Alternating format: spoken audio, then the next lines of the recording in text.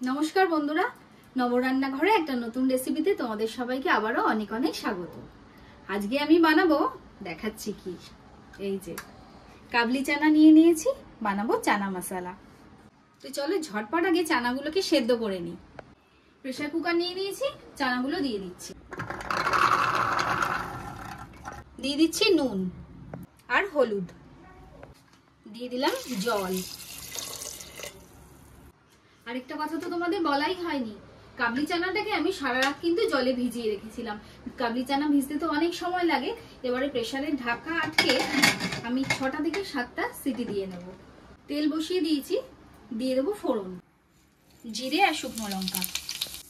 এখানে আমি ছোট ছোট করে আলু কেটে রেখেছি, ওটাও দিয়ে দিচ্ছি। আলুটাকে আগে ভালো করে ভেজে নেব।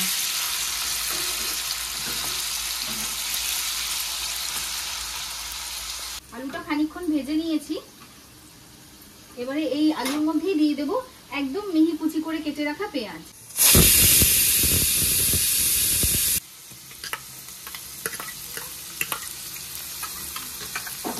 এবার পেঁয়াজটাকে আলুর সাথে ভালো করে ভেজে নেব।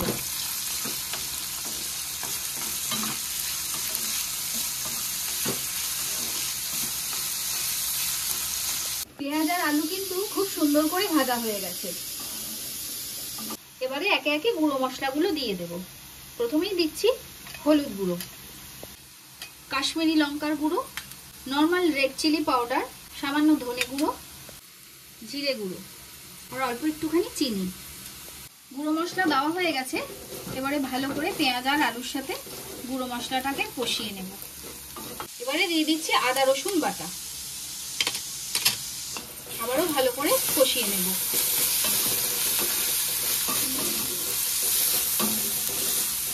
মশলাটা যাতে পুড়ে না যায় সামান্য একটু জল দিয়ে দিচ্ছি।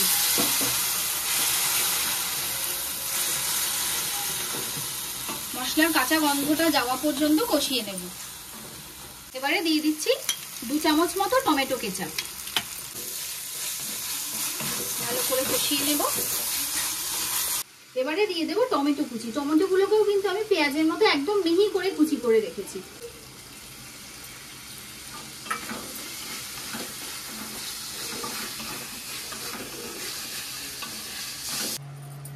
চানাটা তো সেদ্ধ হয়ে গেছে, ওটাকে একটা বাটির মধ্যে আমি নামিয়ে নিচ্ছি। চানাটা কিন্তু সেদ্ধ হয়ে গেছে, এই দেখো, এই দেখো। এদিকে মশলাও কষানো হয়ে গেছে। এবারে এই চানা সেদ্ধ জলটা দিয়ে দিয়ে মশলাটাকে কষাবো।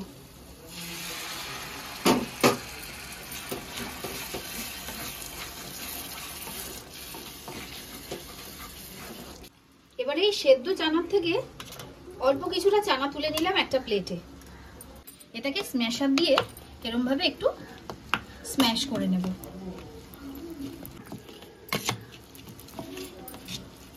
এই স্ম্যাশ করা চানাটাকে দিয়ে দিচ্ছি এই গ্রেভির মধ্যে। যে মশলাটা কষাচ্ছিলাম সেটার মধ্যে দিয়ে দিলাম, দিয়ে ভালো করে মশলার সাথে এটাকে কষাবো।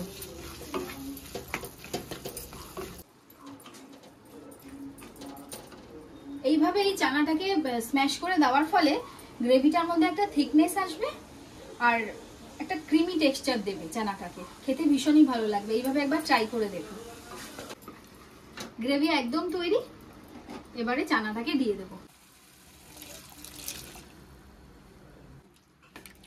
এবারে ভালো করে চানাটাকে মশলার সাথে মিশিয়ে নেব। এবার এটাকে মিনিট 5 ঢেকে রাখবো।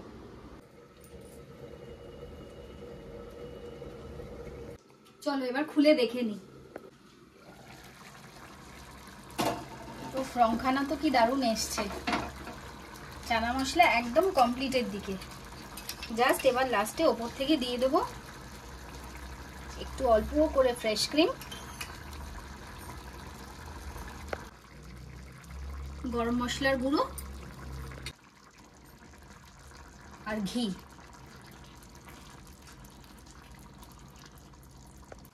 এবার গ্যাসটাকে অফ করব, মিনিট 5 ওয়েট করব, তারপরে কিন্তু সার্ভ করব। এবারে সার্ভ করে নিচ্ছি। এরকম বাড়িতে থাকা কিন্তু উপকরণ দিয়েই আমি কিন্তু চানা মশলাটা বানিয়েছি, তোমরা দেখতেই পেলে। আহামরি কিছু ইউজ করিনি। এভাবে অবশ্যই বানাবে। আর গরম গরম রুটি লুচি, পরোটা, যেটা দিয়ে খুশি তোমরা কিন্তু এটা খেতে পারো। তাহলে এই চানা মশলার রেসিপিটা তোমাদের কিরকম লাগলো আমাকে জানাতে ভুলো না কিন্তু। ভালো লাগলে অবশ্যই একটা লাইক, কমেন্ট, শেয়ার করে দিও। আর অবশ্যই এটা বাড়িতে একদিন বানিয়েও কিন্তু এরম ভাবে। তো চলো আজকের মতো টাটা, দেখা হচ্ছে অন্য একটা রেসিপির সাথে অন্য আরেকদিন। তো সবাই ভালো থেকো, সুস্থ থেকো, সাবধানে থেকো।